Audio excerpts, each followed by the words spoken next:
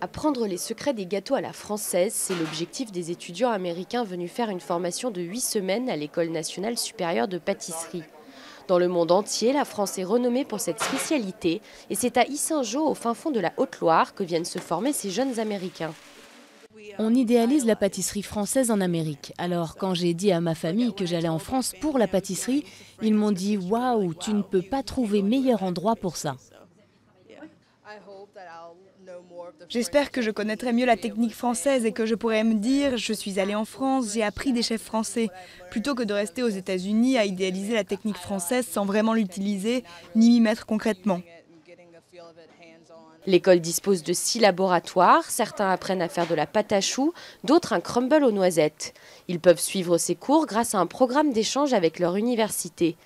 Une fois la formation terminée, les élèves repartent un diplôme en poche et ils auront réussi à développer une culture du goût à la française. C'est la touche française, la French touch, qui leur donne, je dirais, une vraie dynamique de progrès avec la notion de développer le goût, développer le produit sain, le produit noble, développer aussi les textures, donc rentrer dans cette complexe jeu des textures, le croquant, le moelleux, l'onctueux, etc.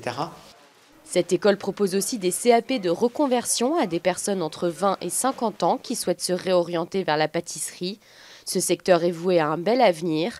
Pour preuve, des chefs des 5 continents veulent concourir pour la Coupe du monde de pâtisserie qui se tient lors du Salon international de la restauration, de l'hôtellerie et de l'alimentation à Lyon au début de la semaine prochaine.